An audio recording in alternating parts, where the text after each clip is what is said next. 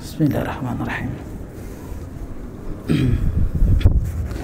Assalamualaikum warahmatullahi wabarakatuh. Alhamdulillah. Alhamdulillahilladzi ahalla nikah wa harrama sifah wa ja'ala al-mahabbata bainal qulubi hiyal miftah. Asyhadu an la ilaha illallah wahdahu la syarika lah wa asyhadu anna Muhammadan abduhu wa rasuluh sallallahu alaihi wa ala alihi wa sahbihi amma ba'd. Yang kami hormati dan kami muliakan Al-Ustadz Al-Fadil Ustadz Zainal Abidin LC-MM hafizahullah ta'ala. Yang kami hormati asatidz yang sempat hadir di tempat ini, pemerintah setempat, tokoh-tokoh masyarakat, tokoh agama, Bapak Ibu tamu undangan rahimani wa rahimakumullah.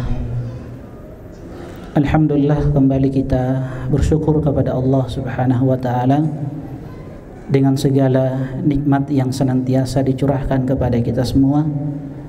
Nikmat Islam, nikmat iman, nikmat kesehatan, nikmat waktu luang, sehingga kita bisa hadir di tempat ini untuk sama-sama menghadiri prosesi walimatu urs, resepsi pernikahan dari saudara kita Muhammad Ikramul Hidayah, putra pertama dari Bapak Dr. Andus Hasan Ambo MM dan Ibu Irawati Dahlan SAG MPD, dengan Mutia Almas Banafsas, putri pertama dari Bapak Muhammad Shogir SE dan Ibu Fatmawati Ahmad SE. Sekedar informasi bahwa alhamdulillah kedua mempelai telah melakukan prosesi akad nikah ijab kabul, tepatnya di Masjid Nurul Al-Hikmah pada pukul 9 ya tadi pagi.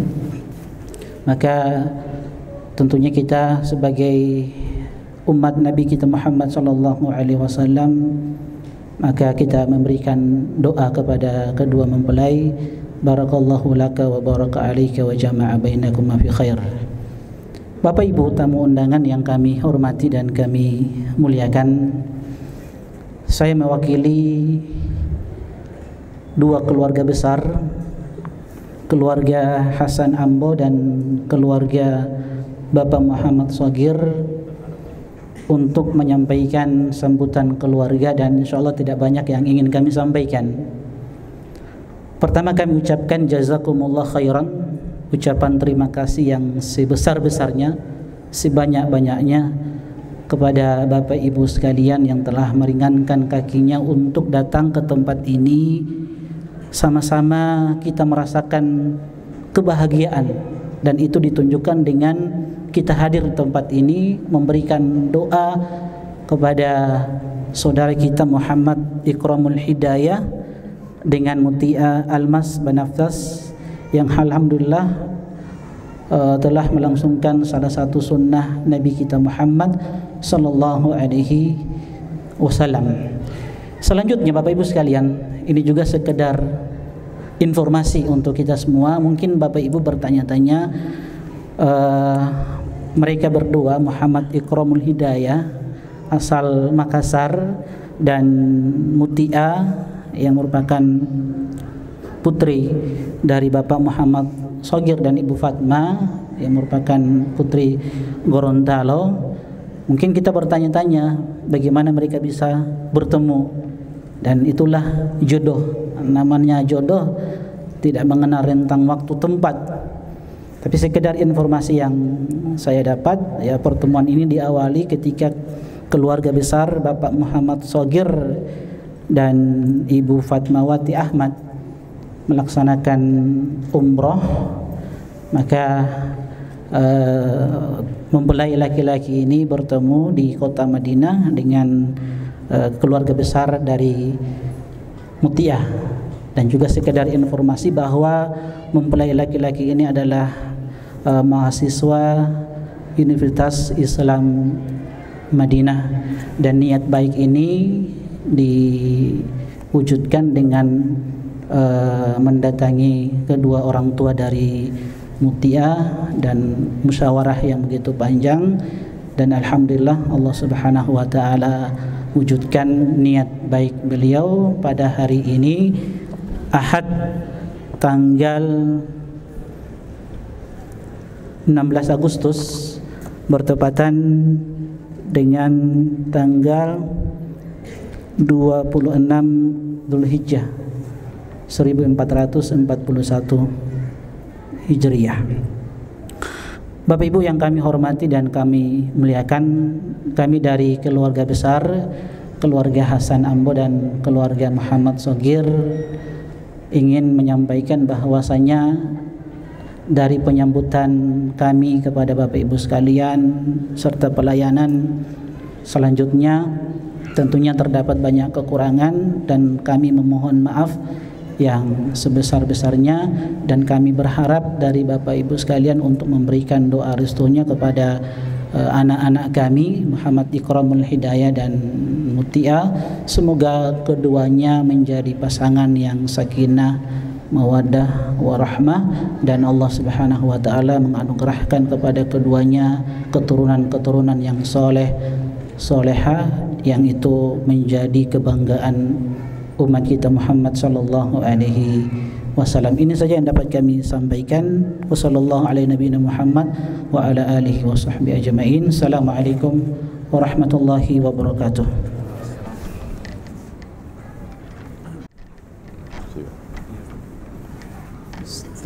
Assalamualaikum warahmatullahi wabarakatuh. Alhamdulillahilladzi arsala rasulahu bil huda wa dinil haqqi liyuthhirahu 'ala ad-dini kullihi walau karihal musyrikun. Asyhadu an la ilaha illallah wahdahu la syarika lah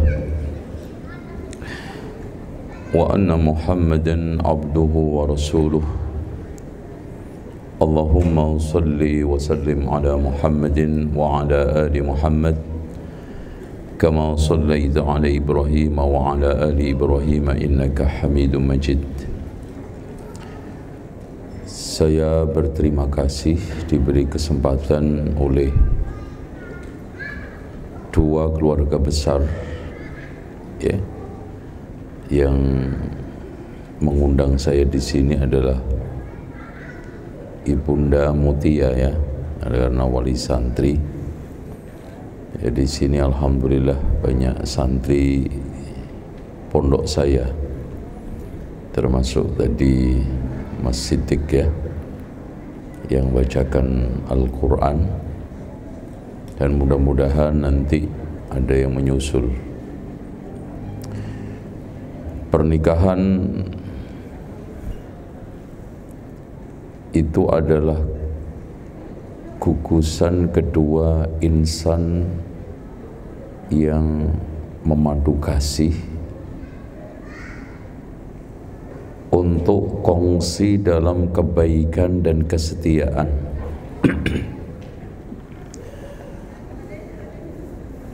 Dalam suka duka dan untung rugi. Jadi kalau rumah tangga itu mikirnya maunya cuman suka, itu namanya kongsi piknik, itu perjalanan wisata. Kalau rumah tangga itu pengennya cuma untung, itu namanya kongsi dagang.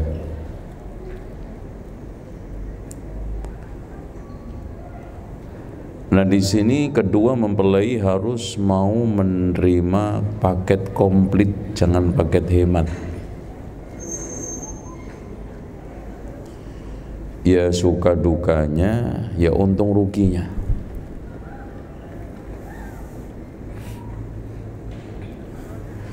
Rumah tangga di dalam pandangan Islam itu sakral, makanya Allah sebutkan wa min ayatihi, Masya Allah, nggak main-main ya. Wa min ayatihi an khalaqa lakum min anfusikum azwaja litaskunu. Coba bayangkan kalimat yang dipakai oleh Allah untuk mengungkapkan satu rangkaian proses berumah tangga, kemudian outputnya adalah sakinah, yang menghasilkan output sakinah. Nah, inputnya harus juga bagus, prosesnya juga harus bagus. Ya, litaskunu ilaiha wa ja'ala bainakum mawaddah wa rahmah. Ini dasar landasan berproses rumah tangga. Makanya haram di dalam Islam itu melangsungkan hubungan pernikahan atas dasar tidak suka dan pernikahannya batal. Makanya rukun pernikahan itu ridho, kedua mempelai.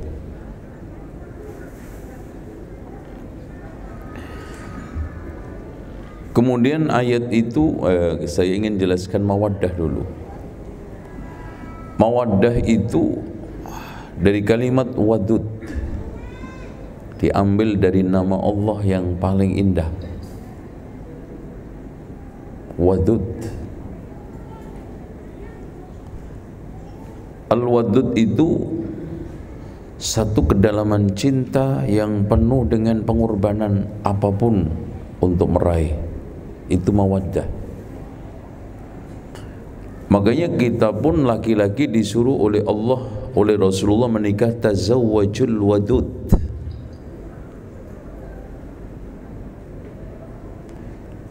Oleh karena itu rasa mawaddah itu lahir yang diberikan oleh Zat al-Wadud, yang melahirkan rumah tangga penuh dengan mawaddah. Terus kemudian adanya rahmah untuk melindungi ketika duka. Makanya doa pengantin itu barakallahu laka wa baraka alaik. Laka itu ketika suka, alaika itu ketika duka. Karena menapaki jalan rumah tangga itu kadang naik turun, licin terjal. Makanya sering saya umpamakan orang sebelum menikah itu kayak melihat bukit-bukit di sekitar Gorontalo ini begitu indah, menawan hati, tapi setelah dijalani penuh dengan jurang, batu yang besar. Makanya di sini dibutuhkan landasan, dan landasan utama di dalam berumah tangga apa? Taqwa. Makanya Al-Hasanul Basri ketika kedatangan seorang yang konsultasi ingin menikahkan putrinya, wahai imam, saya punya anak perempuan, dengan siapa saya kawinkan? Kata Al-Hasanul Basri, nikahkan dengan laki-laki yang bertakwa. Kalau mencintai dia akan memuliakan, kalau dia membenci tidak menzalimi. Karena adzulmu min syamil insan, manusia itu cenderung zalim, manusia itu cenderung tidak adil. Makanya harus ada perangkat untuk mengendalikan, yaitu taqwa. Makanya hadirin sekalian, kalau kita belajar agama, perangkat puncak prestasi beragama itu taqwa. Makanya lihat puasa, Allah perintahkan kepada kita apa akhirnya, ujungnya la'allakum tattaqun. Kita beribadah kepada Allah juga, ya ayyuhan nasu ubudu rabbakumul ladzi khalaqakum walladzina min qablikum la'allakum tattaqun.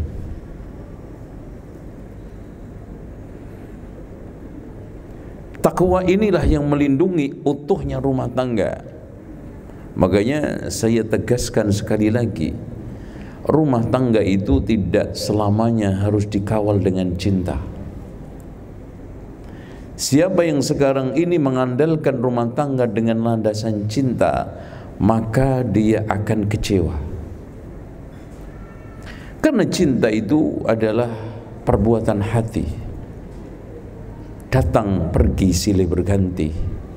Suasana pun kadang membentuk kita harus mencintai, kita harus membenci. Makanya di dalam satu hadis yang dikeluarkan oleh Imam At-Tirmidzi, ahbib habibaka haunan ma asa an yakuna habiban yawman ma, abghid baghidaka haunan ma asa an yakuna habibaka yawman ma.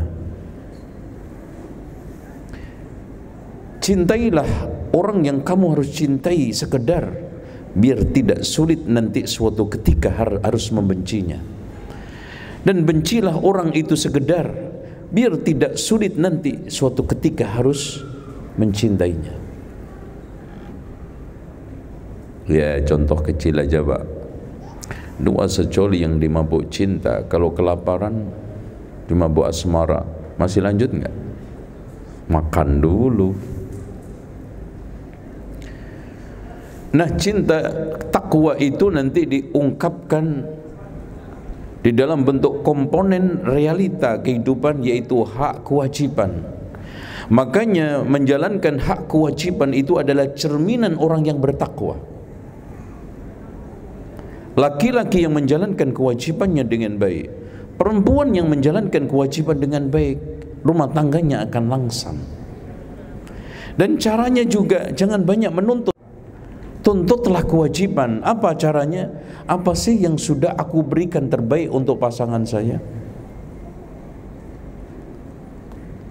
Apa yang sudah saya suguhkan untuk pasangan saya? Kita sering di dalam kehidupan ini menuntut, tidak berlatih untuk memberi. Kita lebih senang kalau dihadiahi, tidak mencoba untuk menghadiahi. Kita lebih senang kalau ada paket-paket mengalir yang datang, sebuah hadiah atau pemberian atau apapun, tapi kurang bisa memberikan sesuatu yang terbaik. Padahal di dalam hadis Rasulullah SAW, ahabbun nasi ilallahi anfa'uhum linnas. Manusia yang paling dicintai oleh Allah adalah yang paling bermanfaat untuk manusia.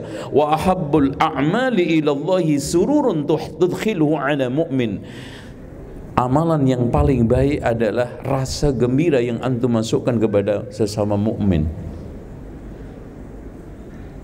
Kita sering menyakiti orang lain. Kita suka membuat sedih orang lain. Kita suka menghadirkan di lingkungan ini kesesakan hati dan juga kesempitan dada orang lain, sehingga kita lebih banyak menjadi cerminan manusia SMS, senang melihat orang susah, susah melihat orang senang.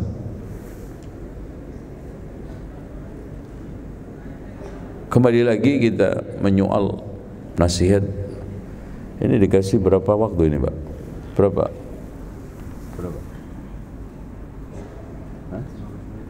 15-an? Waduh, ya 15 ini. Oke. 15 menit ini. Nah, setelah landasan saya akan tutup etika. Ini etika aja, habis itu kita tutup gitu ya Pak ya. Masih 15 menit lagi. Oke. 15 menit lagi. Hadirin sekalian, takwa itu pondasi, tapi rumah kan perlu ornamen. Makanya ornamennya di sini adalah etika. Etika itu penting. Contoh gini ya, besar kecilnya masalah yang dihadapi oleh orang yang menjalani hidup rumah tangga itu nggak ada di soal. Bahkan ada sebagian pelaku atau kedua mempelai atau suami istri menghadapi masalah-masalah besar sukses. Ya, kendala-kendala besar selamat. Tapi kadang ada kerikil-kerikil kecil yang membuat terpeleset. Bahkan masalah-masalah kecil itu kadang-kadang kalau tidak dihiasi takwa itu seperti angin. Yang saya umpamakan angin dengan monyet. Pak, monyet itu ketika bergelantungan di pohon, kena angin, badai tornado, kenceng pegangannya. Puting beliung, kenceng pegangannya. Ternyata monyet itu jatuh ketika kena angin yang sepoi-sepoi basah. Karena dia plok jatuh. Jadi orang-orang besar itu kadang-kadang jatuh karena perkara-perkara kerikil. Kenapa? Karena dia menjalankan hidup ini tidak beretika. Anak kasih contoh. Ada seorang suami istri yang ingin menyoal sekolah anaknya. Suaminya pengen anaknya masuk pesantren, bapaknya pengen masuk sekolah umum. Ada? Kata bapaknya, pokoknya anak ini kalau dipaksa masuk pesantren, udah saya nggak tanggung jawab, udah biayai sendiri. Ini kan kalimat nggak etis. Sakit dong hati istri. Mas, emangnya anak siapa? Itu suaminya, istrinya juga tidak kalah nggak etisnya. Pokoknya saya nggak mau tahu anak ini bodoh kayak mbahnya kalau di sekolah di umum. Oh, masya Allah, mbahnya kena. Itu jangan-jangan sekampungnya. Dasar lo kamu ya, di kampung kamu, nah, kan gitu. Coba bayangkan tengkar. Yeah. Sekampung, sekelurahan. Etika itu penting. Coba, gampang kok kita ngadakan SWOT aja, ya. Kekuatan, kelemahan kan gitu, ancaman dan keuntungan kan gitu. Anak ini kalau dimasukkan pesantren apa sih? Kalau dimasukkan umum kan selesai. Oke. Nah, di sini ada 4 pilar etika di dalam rumah tangga. Yang pertama, adanya tanggung jawab dan kesungguhan di dalam melangsungkan rumah tangganya. Karena kadang-kadang ada sebagian pasangan yang entah suami atau istri ogah-ogahan jalankan rumah tangga itu asal, cuek. Jadi yang semangat untuk mempertahankan itu cuman istri, atau sebaliknya cuman suami, gagal. Suami yang menghadirkan di dalam kehidupan rumah tangganya sikap tidak tanggung jawab akan merontokkan sendi-sendi kehidupan rumah tangga. Istri juga begitu. Suami nggak tanggung jawab sama anaknya, menantarkan pendidikannya. Bahkan sekarang ini banyak laki-laki terutama yang melantarkan pendidikan pengasuhan anaknya. Lebih sayang sama kucing daripada anaknya, lebih perhatian kepada burung daripada anaknya. Bahkan seumur-umur suruh gendong anaknya susah, tapi gendong sangkar burung berkilo-kilo mau.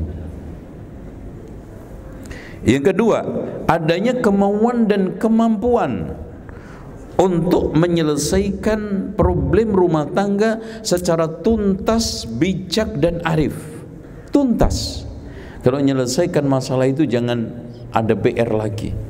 Duduk. Sesakit-sakitnya kalau sekarang kita bisa mengungkapkan suami kepada istri suara hatinya, istri kepada suami rintihan hatinya, insya Allah di sana ada peluang untuk titik temu di dalam menghadapi masalah apapun. Kemudian yang ketiganya adalah terwujudnya komunikasi yang hangat. Karena komunikasi itu ada macam-macam, ada komunikasi marah-marahan, komunikasi balas dendam, ada yang komunikasi cuman searah mau minta menang sendiri kayak guru sama murid itu ya. Itu kadang mentang-mentang suami harus menang, nggak bisa, dengarkan. Ya. Ada yang sekarang ini komunikasi emosional. Suami ngomong apa, istri ngomong apa, teriak-teriak sampai dengar ini tetangganya. Makanya di sini kenapa orang marah itu atau kalau orang suami istri yang sedang salah paham itu mengeluarkan teriak kencang padahal jaraknya cuma semeter. Kenapa rahasianya itu? Padahal berhadapan, suaminya mengeluarkan suara keras, istrinya juga nggak kalah pentingnya, padahal jaraknya cuma 2 meter. Kenapa? Rahasianya hati kedua mempelai ini sedang berjauhan sehingga butuh teriakan. Sedang berjauhan prinsipnya, pemahamannya, keinginannya. Di sini yang bisa menyatukan adalah komunikasi. Ya. Nah, yang terakhir adalah memiliki pandangan yang realistis, tuntutan yang kompromistis. Pandangan di dalam hidup itu pandangan yang sederhana, dan sederhana itu sering saya kasih kerangka, dulukan pola daripada gaya, pentingkan kebutuhan daripada keinginan. Itu realistis. Ada kadang-kadang sebagian orang itu pandangannya ini lebih mendahulukan gaya daripada pola. Gaya berpakaian, gaya makannya, ya hanya sekedar ibu rumah tangga, belinya HP aja iPhone harganya 25 juta, 15 juta. Untuk apa? Toh kepentingannya cuma 3, WA-an, kalau telepon-teleponan sama foto-fotoan. Orang Indonesia itu kan paling nomor 1 itu, apalagi haji umroh, wah apa aja dipoto. Payung mingkup dipoto, bekar dipoto, ya, burung dara terbang dipoto, menclok ya dipoto, sampai rukun haji yang kelima foto-fotoan. Apa aja dipoto, itu yang masjid dipotoi. Cuman itu untuk apa? Ya, aplikasi yang disiapkan oleh provider, oleh itu penyedia HP banyak sekali, sampai rusak nggak kepake. Pola makan kita, pola pakaian kita, sehingga jarak kita untuk susah dengan jarak kita untuk senang itu sama. Ketika juga kita dahulukan kebutuhan daripada keinginan. Kalau ada mobil baru sih pingin, siapa sih nggak pingin? Rumah baru pingin, baju baru pingin, istri baru nggak pingin ya. Masya Allah, alhamdulillah. Ini laki-laki qanaah, insya Allah. Atau laki-laki takwa, takut istri tua, gitu. Atau laki-laki istiqamah, ikatan suami takut istri di rumah. Ayo sama-sama bagusnya semua, ya. Jadi qanaah, takwa dan istiqamah, ya. Intinya ketika kita itu mau membeli sesuatu, mengadakan sesuatu, asas kemanfaatan, kebutuhan. Saya bikin rumah 10 kamar, butuh enggak? Kenapa enggak 5 kamar aja? Atau mungkin 3 kamar? Ya. Sekarang saya berpakaian cukupnya 5, kenapa harus 10? Sepatu cukupnya sekarang 7, kenapa harus 12? Disitulah kita akan bisa menghadapi kehidupan suka duka, enak enggak enak, siap. Makanya Rasulullah mengatakan, dan ini adalah hadis yang terakhir, salasun munjiyat, 3 perkara yang menyelamatkan orang. Apa itu? Al-khasyatu fis sirri wal alaniyah, bersikap takut dalam keadaan sepi dan ramai. Wal adlu fir ridha wal ghadab, bisa bersikap adil, objektif ketika saat suka dan enggak suka, senang dan marah. Nah ini, wal qasdu fil ghina wal faqri, bisa bersikap sederhana dalam keadaan cukup dan miskin.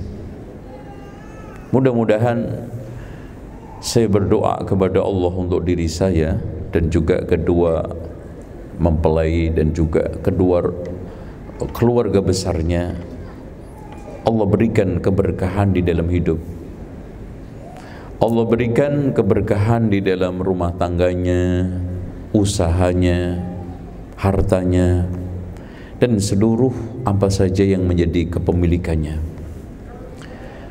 Dan semoga kita semua yang hadir bisa mencoba terus menerus memperbaiki kualitas rumah tangga seislami mungkin.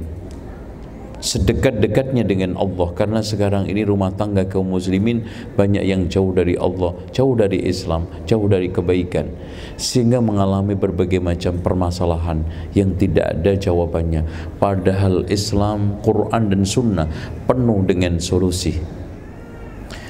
Dan saya mohon maaf sebanyak-banyaknya, sebesar-besarnya mungkin ada kata-kata yang khilaf, ada kalimat-kalimat yang mungkin menyinggung, membuat tidak nyaman kepada seluruh hadirin sekalian. Dan saya juga mohon maaf kepada kedua keluarga besar dan kedua mempelai. Mungkin kehadiran saya kurang berkenan, atau mungkin yang diharapkan dari kehadiran saya ini masih ada kekurangan-kekurangannya. Saya akhiri dengan satu kalimat, ya, yang ini adalah pesan. Tolong didik istri antum dengan ilmu yang antum dapat dari seberang sana, yang langsung menimba dari ulama untuk kebaikan dunia akhiratnya. Dan mohon untuk tetap istiqomah setia dengan ilmu dan ulama,